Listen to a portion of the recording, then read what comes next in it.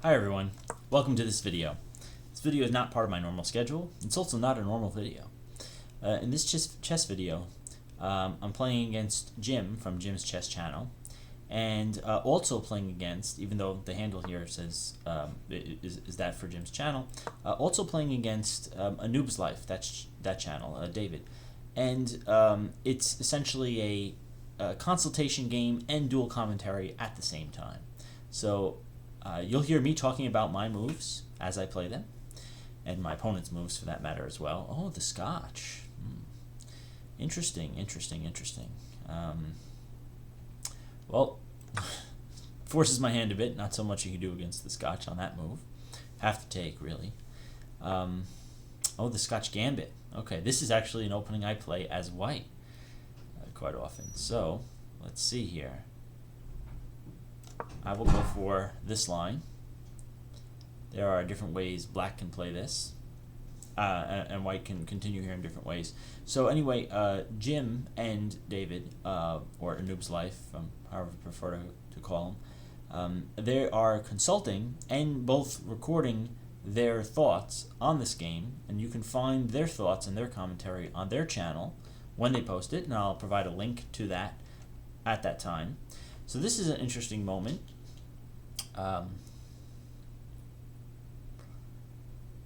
So I currently have d4 covered. Black is threatening to take on f7 with the bishop. I'll take back with the king. A knight check then. Well, that probably won't lead anywhere too significant, actually. I probably could get away with playing knight f6 here, but I'm going to play d6 instead. Develop my bishop. If white tries to attack my king with, let's say, knight g5, I do have the knight h6 resource. So I think that I should be okay in this position. I think I'm basically just going to be up a pawn. I don't think white's going to have enough compensation for what they're trying to do here. I hope that I'm right. The other thing is that this guards the c8 bishop, c5 bishop. In the event that something like knight, let's say,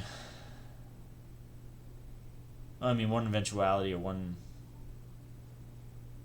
thing that could have happened was, let's say, something like knight g5 and queen h5, and then there'd be pressure on that bishop. But now the bishop is solidly defended, so I can proceed to try and consolidate my extra pawn.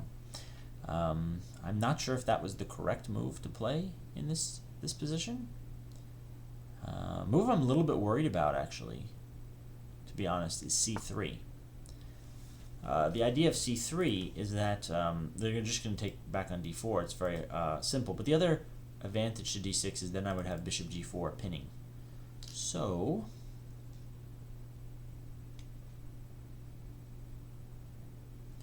knight f6 seems indicated. Plays e5. I could just take it. Takes. No big deal there. Yeah, let's try knight f6, especially now because bishop to g5 would be a loss of tempo. And knight g5 is no problem, I castled. Next up on the agenda would be bishop g4 for me. If I can pin my... So right now I have an extra pawn. My opponent might have some sort of initiative or development. If I could pin their piece, I'll reduce their mobility, and then I'll just have the extra pawn. So, in spite of saying all of that, I went ahead and played a different move. I wanted to remove my king from this potential push of e5. That could have been pretty nasty. Okay, now here's where what I was saying before might come into play. I play bishop g4. If he takes on d4, I could take back. I'm not worried about losing a piece. The other thing I could potentially do is trade on c3 and then play knight g4 and attack f2, and that would probably force some sort of concession. If I take here, he plays here, I play knight g4. Oh, that looks tempting. It looks tempting.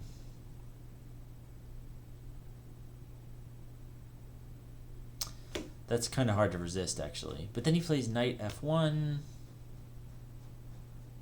I can then trade on f2. So here's the idea. I play bishop takes, knight takes. He has perfect development, really. Or they have perfect development. It's a consultation game. I play knight g4. I'm threatening to win something on this square. So then rook f1. I take on f2. Takes. And I would basically have one developed piece. So I don't like that, so I'm going to develop my pieces instead. A little bit of a tough choice on that move. I actually spent a minute and 17 seconds on that move.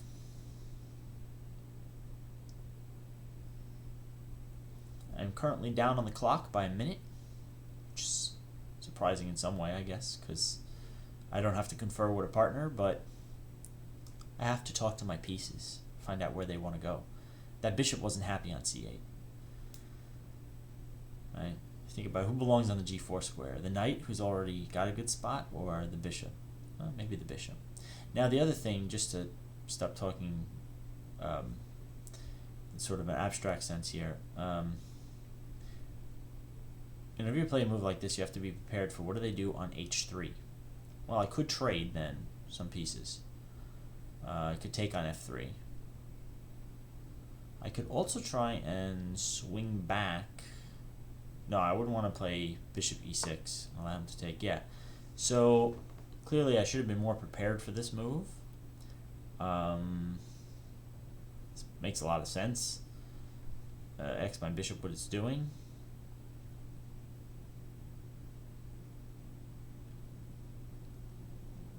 Do I want to take on f3? I could take, queen takes, and then knight e5 wins the bishop pair back, or takes away their bishop pair one way or another.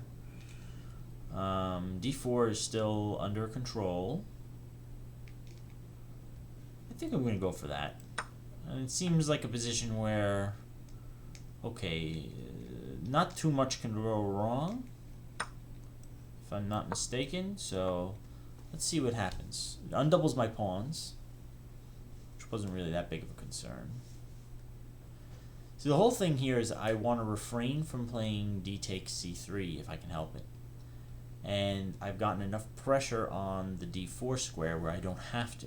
I'm not compelled to trade because I'm not worried about losing that pawn. Where now I'm going to win either. I'd love to win this bishop, really. This one's not worrying me so much. But slight squared bishop. Well, also, if I won the light squared bishop, I wouldn't have to worry about a bishops of opposite color ending. Right now I do. A cool idea. It doesn't work, but it looks fun. Is if something like queen e2 to play d3. Unfortunately, he just takes it. There's not enough on that square, but it would be cool if that kind of move worked. Sometimes it's helpful to think about moves like that. Say, like, what would I ideally like to play? And then you can look for ways in which you make those tactical resources a possibility. But you want to make sure that you don't go out of your way to chase those, right? The moves that you want to play should be good moves in their own right? So I could look for a way to make d3 possible, and then I, have a lot of tactical pressure. But I shouldn't try and force it, beyond all reason. But let's see. Is there any way I can manage to play pawn to d3?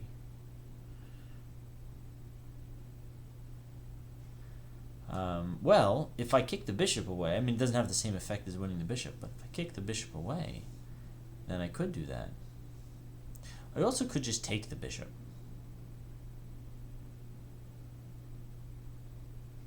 Because pushing d3, the pawn might be weak. I don't know if I want to go in for that. Let's just trade. I'm up a pawn. Let's trade. I eliminated his dangerous dark squared, light squared bishop. Sorry. So let's just see if I can trade. Now I want to take and play bishop b6. I want to play bishop b6 because on e5 I have to worry about so yeah, I'm gonna have to try and speed up a little bit here, but my idea is if he plays e5, he can't take without losing this. Then he loses that, but still I'd rather not go in for that. I don't want to end up with double pawns there. Now maybe I'll just play queen d7.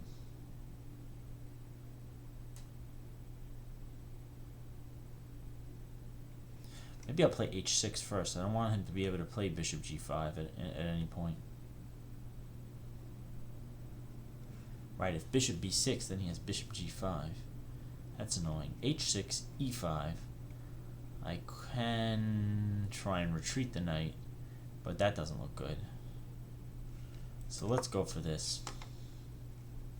He can end up winning my bishop for his bishop and leading me to have double pawns, but I'd still be a pawn up. Actually, in that case, I'd be 2 pawns up, so my double pawn wouldn't matter so much. Okay, now he's starting to bring the heat. Got big guns come down. D file. Dial D for damage. That's my catchphrase. Okay. This looks tough. If I play queen e8, he has e5. I might have to play like something like queen c8 here. That would kind of suck. But then I am threatening to follow up with queen e6. So if I play this, he doesn't have knight d5, not yet.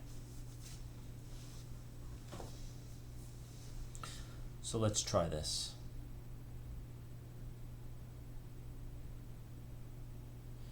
They're playing quite well. I mean, they're down a pawn, but white's got a little bit of activity, and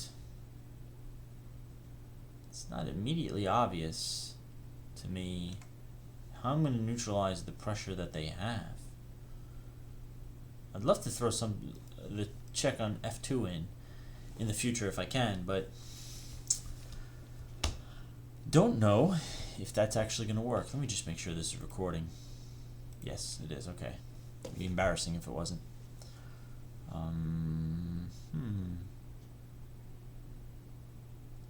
Now e5 I take on e5, yeah, so I'm going to take, and then if they take on c5, I take on f4. If they take on f4, that's tough.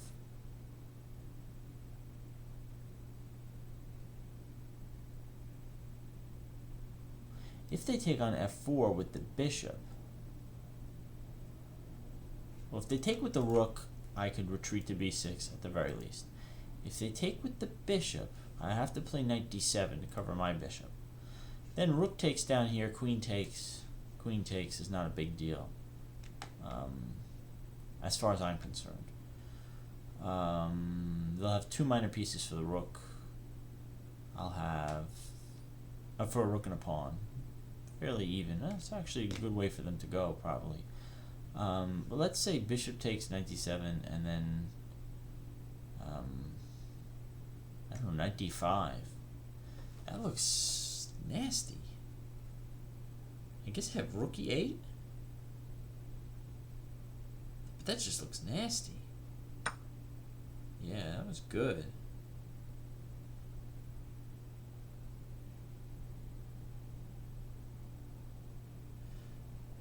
Bishop takes here, king takes, queen f5.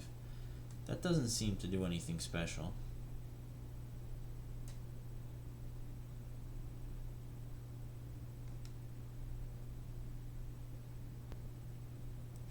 Yeah, I think I'm kind of compelled to play this. And now I'm really worried about knight d5, actually. Rook e8 doesn't seem to do a good job of covering it.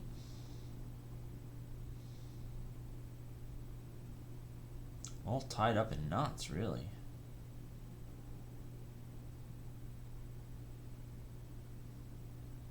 Oh no, I'm sorry, hold on. Knight d5, my bishop is also covering this square. Okay, so he's going to go in for this. This is probably a good decision.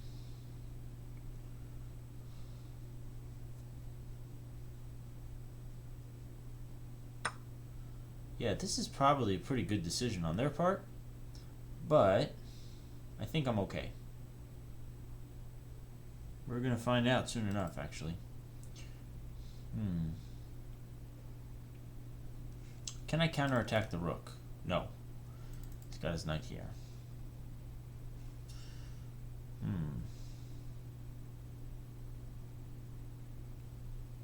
So I either have to play rook c8, but that drops the a pawn. Queen or the other rook to c8, but that looks retarded. Or c6, but then they have bishop to d7. Then I have rook d7. Okay, that should be okay. Or just rook e8, actually. Yeah, just rook e8 is fine. Okay, yeah, so it's going to be a rather technical game, it seems, from this point on. They definitely have some decent activity. I can't claim that the rooks are better than the pieces. Quite the other way around.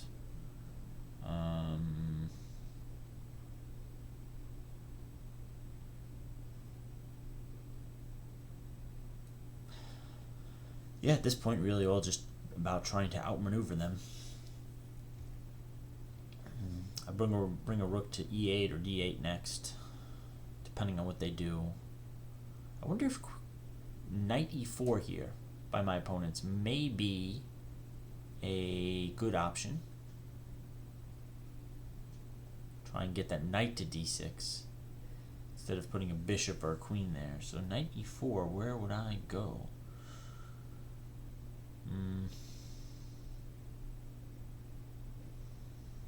Knight e4, I might have rook d8. Yeah, so that way if they try... Oh, so they're going this way. Interesting. Not sure what the point is behind that move.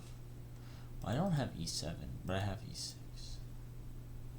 Yeah, I was thinking about a5, and then if rook d8... Oh, well, rook d8, that's simple. I take here and then take here.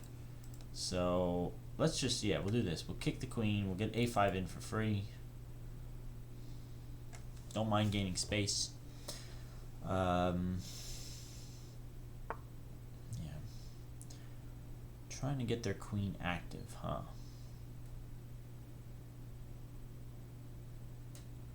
Maybe rook e8 now? Maybe the other rook to e8. I want to watch out for having this rook trap on a bishop d6. So rook e8. There's not a lot of pressure against this. Could try queen g3. Then I just play g6, I guess.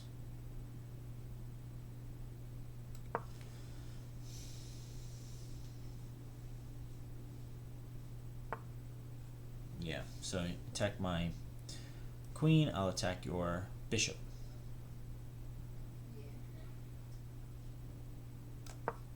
Not to mention the a2 pawn after b4, b5. b5, b4.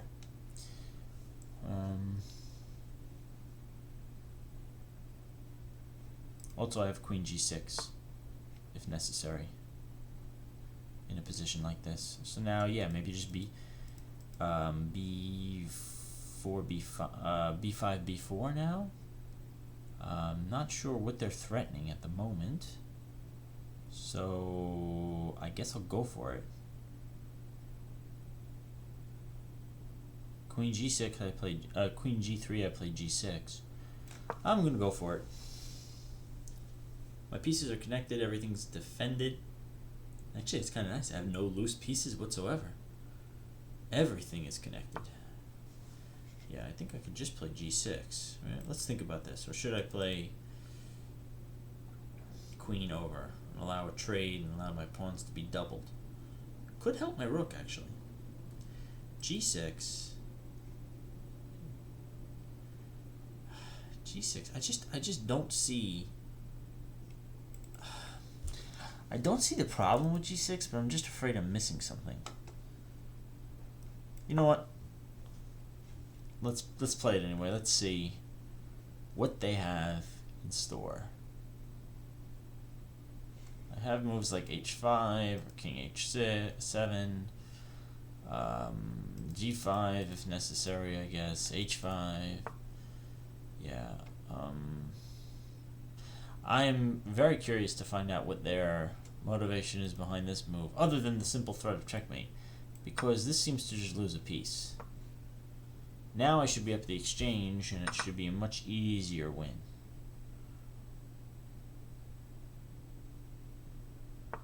In fact, they're going to be disappointed when I just opt to trade rooks.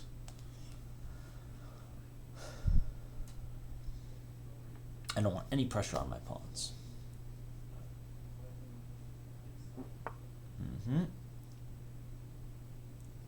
Good idea. Lock my king out.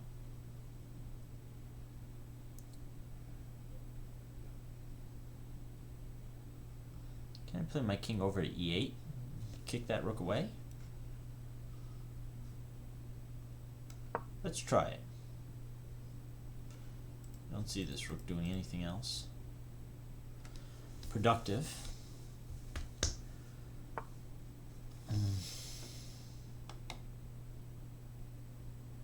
Yeah, let's try king to e8, rook to d8. Try and force a trade. He's going to have to play rook to f3 if he wants to keep something going. I could play f3 then, control the light squares in the center. Yeah, let's try that. Although then he has g4. I'm not sure if I like that.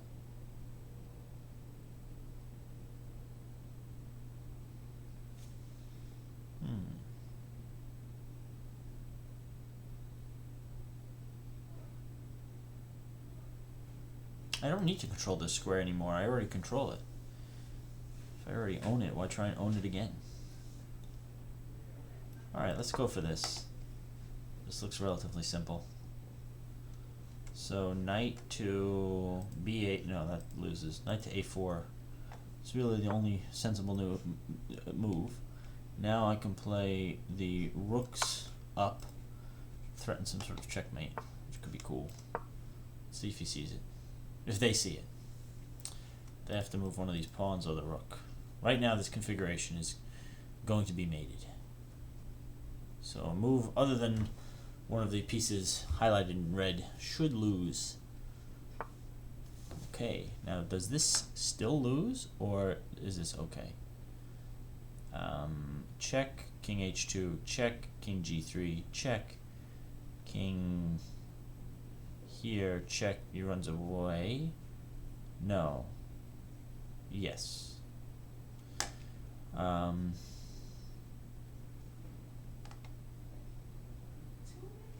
rook h1, I'm still threatening mate. But then he has check here.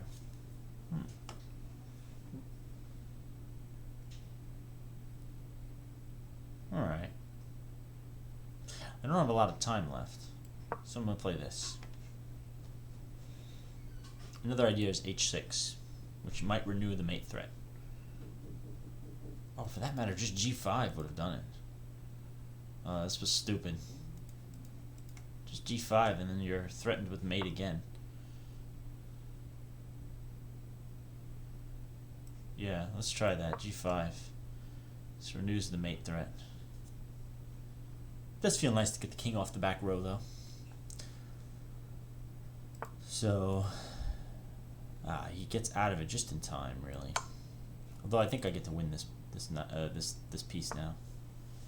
Oh yeah. Why did I think this was going to be made? Yeah. Okay. G5 would have been. Well, he would have had to play here. Now. Interesting. Check here. King d2 is indicated. King d3, and he walks into some of the problems from before. Let's try rook rook e5. I don't think I'm in a fork yet. I have rook d5 check if I need it. I'll take it. Also, this looks like a good way to go.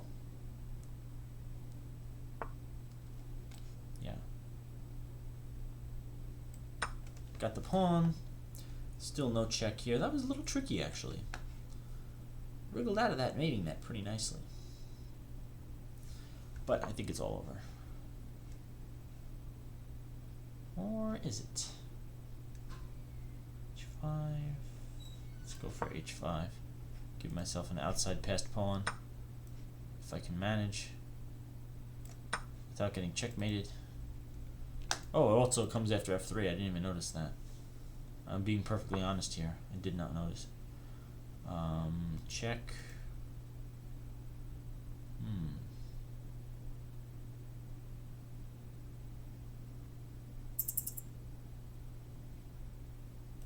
Let's try check and then G4. Just for the hell of it. I don't remember. Is this has increment. So let's see. Take here. Then I play F6, F2, then here, then there, then here. Alright, I think this works, but I don't have enough time to calculate it.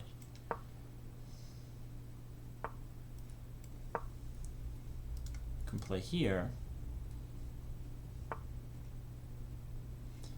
Right. I want the opposition. So which way are you going to go? Probably should break to F3. You might actually have a chance of winning in that case, which would really suck for me. Yeah. So 1, 2, 3, and then I can break through. Otherwise, well, let's try it.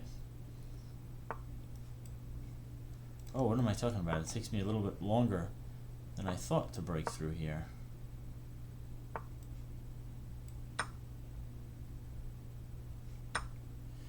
Now take here, here, here. Well, let's see. 1, 2, 3, 4, 5. 1, 2, 3, 4. Should queen at about the same time, but I'll have all the extra pawns. I should also queen with check. Oh, but he'll also queen with check. Damn. This is going to be really messy. I shouldn't have taken on B3. Wow, this is going to be confusing. What one hell of an endgame this is. What a crazy endgame. This is going to go right down to the wire. Holy crap. Oh man, okay. Let's see.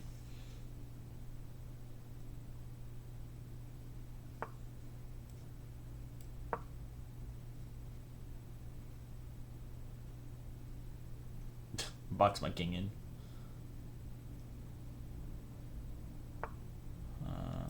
Let's play this one, and then king A2 and B2. King A2. I guess there's no checks now, right?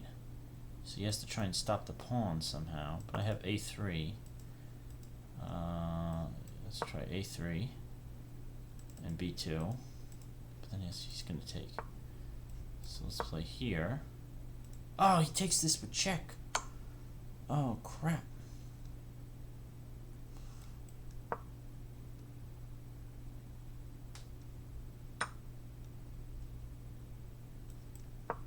I think I get to draw this. Oh, crap. That was a self-mate. Oh, jeez.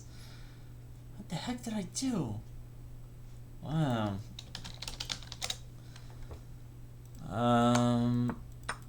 That should have been a win for me, right? Somewhere here.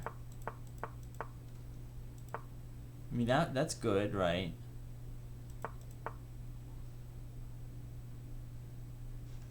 Maybe I should have played king A2 right afterwards. Oh man, I don't know.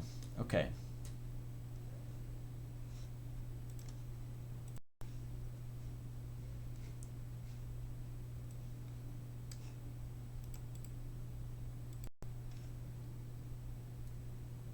Alright, I'm joining the Skype call against my opponents.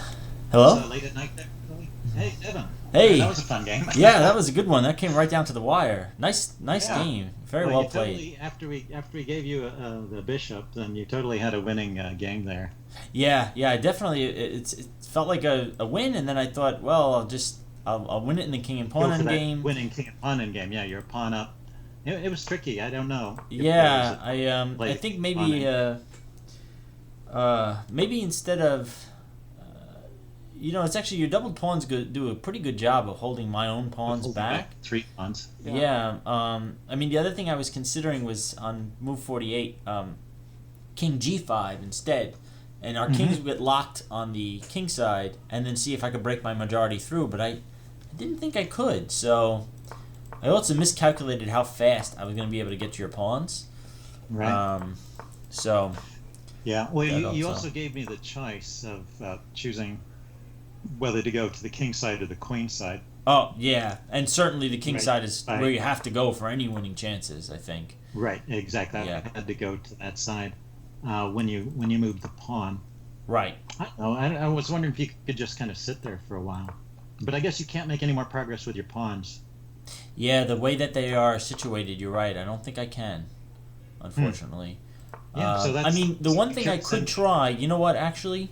Instead of letting you in with king f4, so on move 50, I could play c4 with my pawns, actually. That should be a winning breakthrough for me. If you take... King f3, you went king d4 there. Okay. Yeah, so if you take then, after that, then I'm just going to push in a4, a3, and break through that way, and I can stop your c pawn in that case. So that actually would have been that. Yeah, now that I look at that, that should be clearly winning for black. I'd be surprised if it wasn't. Yeah, think so. I think you had a winning endgame. Anyway, we totally didn't mean to give you our piece. I mean, that's it was an interesting position before that.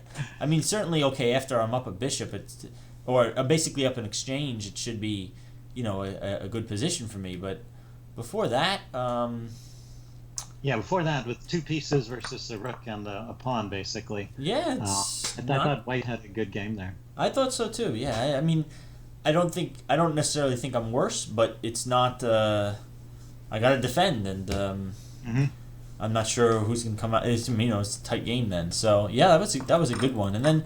I thought even at the end, I figured, with the 3 pawns... Well, the 3 pawns against the queen, maybe you were just slow on time and you were moving quickly. But I actually did have pretty low time for most of the end game. Yeah, I think maybe you could have won that if you had a little more time to think of.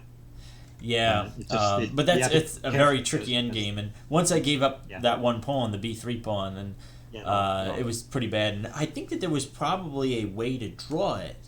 I think with a... Oh no! Now F and a C pawn. I think it's a win. I think I don't remember the rule is. I think maybe it is a C and an F pawn, or an A and an H pawn. It's a draw. Just the C pawn and the king. Yeah. Yeah, I think that's a draw. Far enough away that it's a draw with the C pawn. Somehow. But you have to get everything in the right position. Yeah, and with only a few seconds, it's not so easy. So.